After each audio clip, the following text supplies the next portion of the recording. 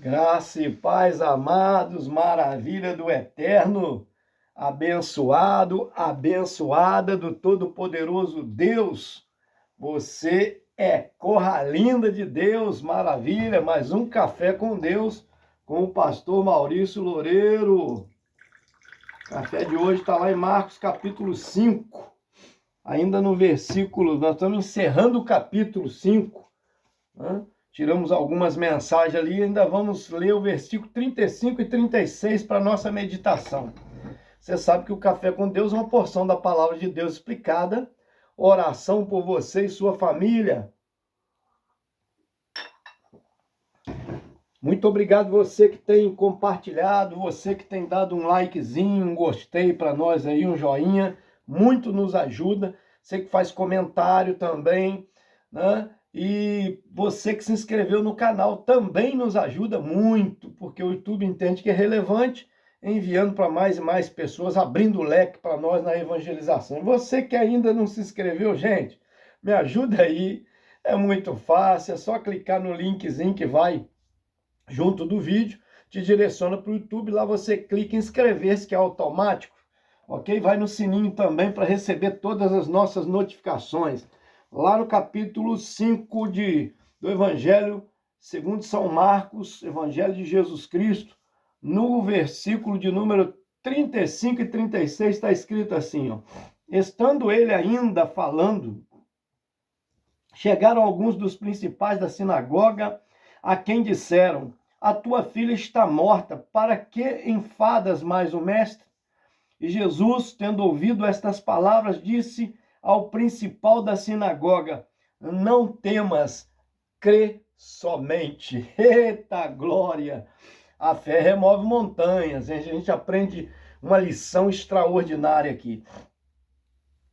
Esse homem principal da sinagoga, a sinagoga era uma congregação, né?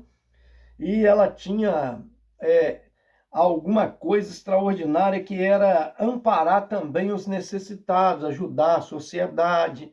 Ela não só era um local de cultuar, mas não ficava restrito só às reuniões, dava amparo jurídico, amparo social às pessoas, né? Um suporte para essas pessoas, e Jairo era muito conhecido, muito conhecido. Tanto é que quando uma multidão vem de encontro a Jesus, Jesus está chegando numa embarcação, com certeza muitos tinham pedidos, mas abriram alas, vamos pôr assim, para que ele chegasse e pedisse ao Senhor: a minha filha está enferma, uma menina de 12 anos de idade, né? Vem até a minha casa para que ela seja curada. E Jesus se prontifica aí à casa dele. Você lembra que no caminho nós falamos sobre o café passado, né?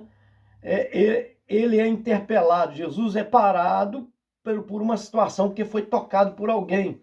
Eu fico imaginando, claro, a cabeça de Jairo: puxa vida, estou com pressa, minha filhinha está doente, e correndo risco de morte, e Jesus para. Às vezes Deus prova a nossa paciência, né? Ele prova a nossa perseverança, a nossa fé, até que ponto entendemos que Deus está no controle de todas as coisas. Às vezes, quando nós achamos que é demorado, né, que Deus tarda, ainda tem um ditado que diz: Deus tarda, mas não falha. Deus não tarda, ele chega na hora certa. Nós é que achamos que tinha que ter sido antecipado, né? Então Deus tem um momento certo de agir. Está dando lições para ele. Está vendo que Jesus percebe, tem sensibilidade, percebe uma mulher que tocou e foi curada. Ele ouviu aquele testemunho. Isso tudo edifica a sua fé. Para quê? Para ouvir aquele diagnóstico de alguém que chegou e diz: não incomode mais o mestre, sua filha está morta. Ou seja, não deu mais tempo, ela morreu. Aí que está. Às vezes são experiências que nós vivemos e há experiências que nós aprendemos com outros que vivem, né? Eu costumo sempre dizer: o verdadeiro sábio não é aquele que aprende só com as suas experiências, até com a dos outros, com a falha dos outros, com os erros dos outros. Se alguém caiu num buraco, quebrou a perna, não precisa de cair lá para saber que ali se quebra a perna, né? O quanto dói. Eu, com a dor do outro, com o incidente do outro, com o acidente do outro, eu aprendo. Então ele está aprendendo aqui um testemunho de alguém que recebeu, que tocou disfarçadamente, mas foi notado pelo próprio Deus, né? Jesus é o Filho de Deus, ele é divino também, é Deus. Então, aquilo alimenta a sua fé, para que quando Jesus dissesse para ele, não temas, crê somente. Porque chegou lá avisando, ó, não tem mais jeito, sua filha morreu, não tem jeito para o homem. Mas o que é impossível para os homens, a Bíblia diz, se torna possível para Deus. É aí que Deus é mais glorificado ainda, porque aí a medicina nada pode fazer, não pode ressuscitar ninguém a medicina, não é verdade? Naquele tempo, nem hoje. Então, tá vendo aí?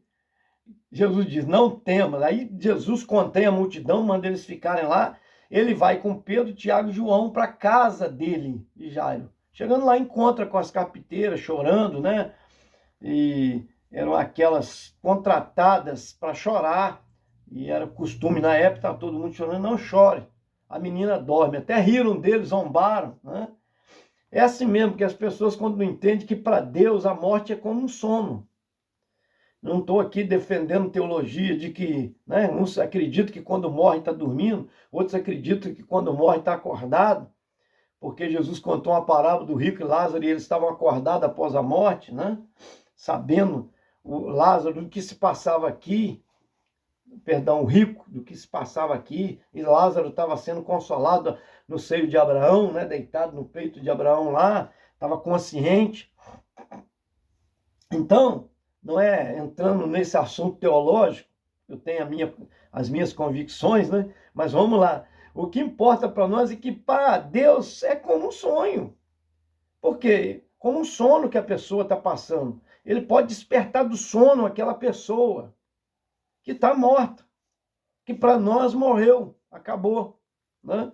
Mas nosso Deus tem poder para ressuscitar. Não é à toa que ele disse para Maria e para Marta, certa vez, quando ele foi ressuscitar Lázaro, eu sou a ressurreição e a vida. Quem crê em mim, ainda que esteja morto, viverá. Aleluia! Então ele disse para Jairo, crê somente, chegou lá, né? Ele entra agora para o quarto com Pedro, Tiago e João. Por que Pedro, Tiago e João? Por que aqui não estava André? Por que não estavam os outros? Tiago, por quê?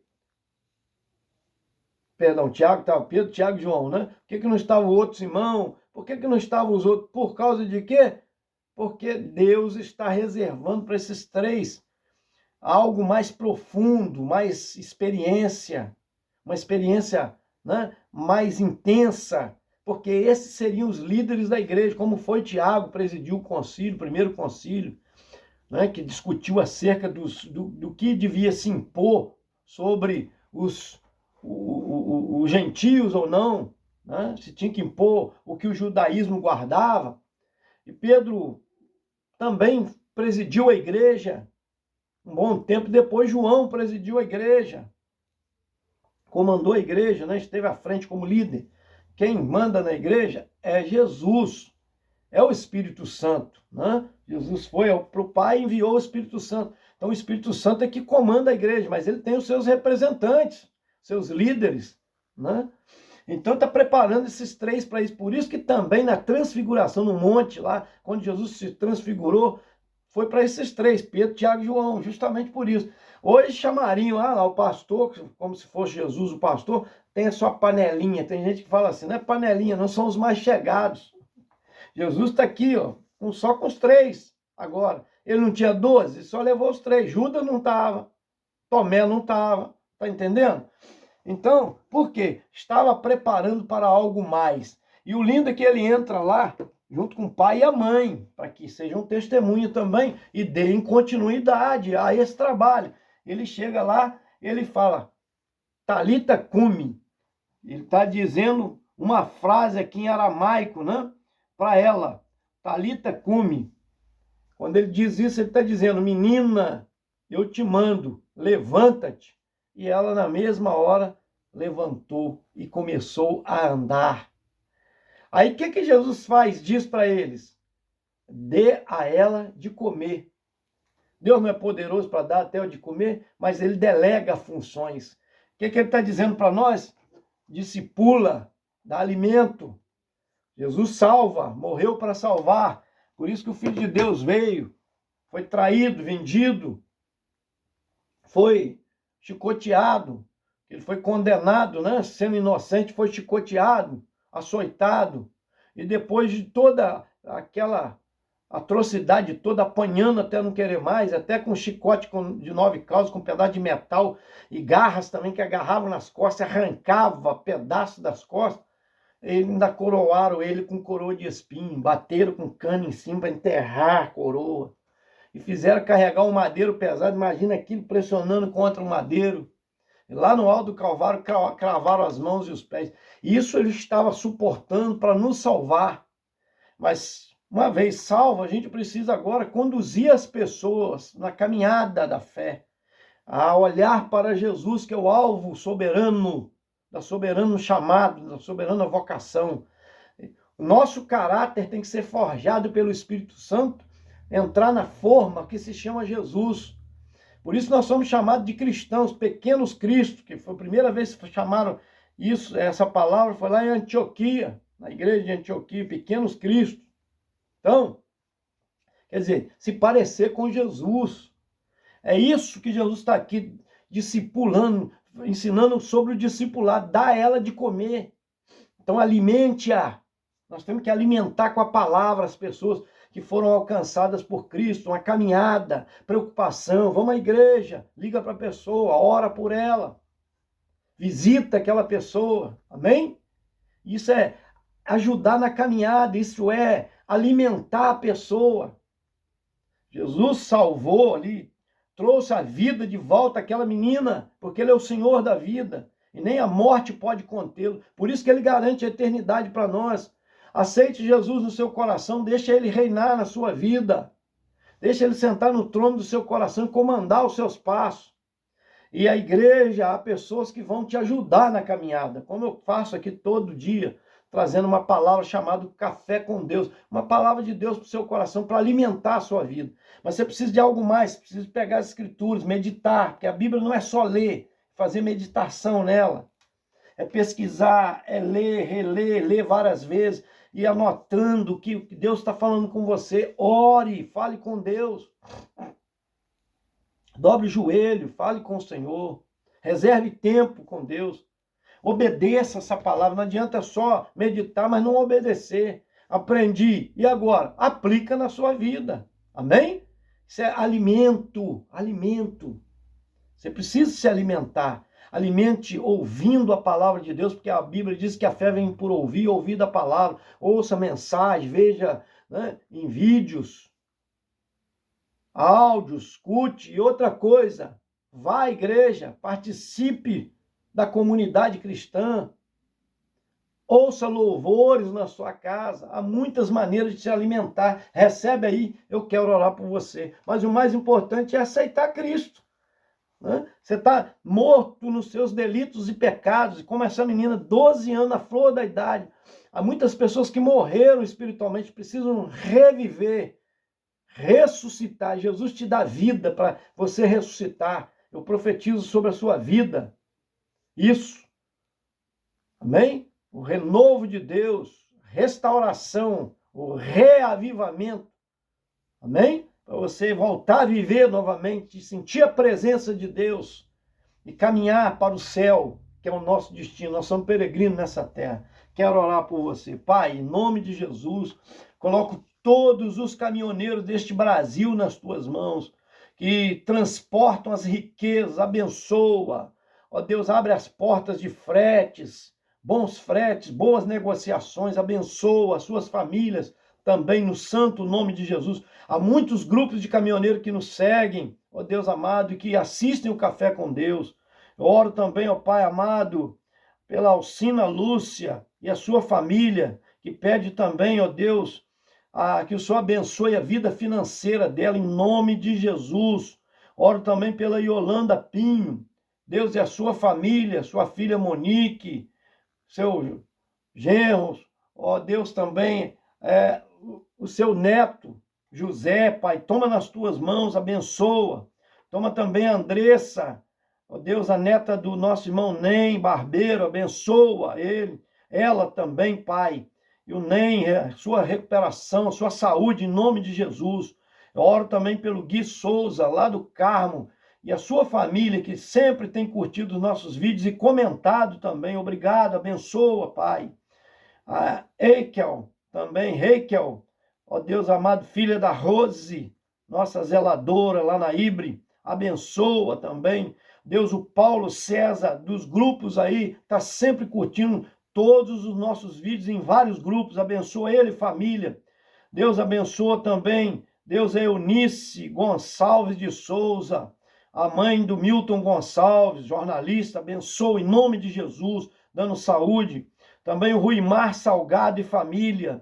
Deus, eu oro também, Senhor, dos céus e da terra, pela tia Jória, dá recuperação a ela, Pai amado, que ela continue, ó Deus, caminhando, melhorando, Senhor, a cada dia, os seus passos, dá saúde a ela, mãe do Zé Ricardo que inaugurou aí, Pai amado, uma lanchonete, nós vamos estar lá em breve, abençoa também, ó Deus, o seu negócio lá, sua esposa, em nome de Jesus.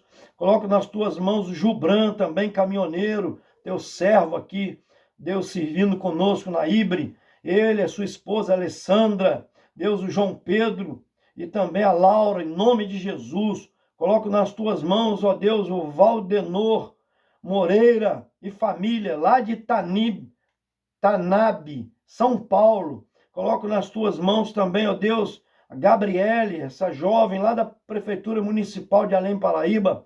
Deus abençoa, dando a ela vida espiritual. Deus também, a Rosângela, Pai amado, lá do Goiabal, sua família, abençoa seu filho João Gabriel, que está trabalhando fora, guarda ele e abençoa a sua vida, a sua fé, Deus amado. A Nelma Kumaru também, família, Deus, seus filhos, netos, lá de Pernambuco. Abençoa também o Jorge Luiz Rodrigues, a sua família, sua vida espiritual, que pede também oração pela Kelly, Pai, esposa do William, lá da Light, dá saúde a ela. O Senhor pode fazer um milagre extraordinário, em nome de Jesus. Deus, coloca o Oséias Moreira e família nas tuas mãos também, em nome de Jesus. Esse foi mais um Café com Deus. Te aguardo até o próximo. Senta o dedo e me ajuda aí, gente.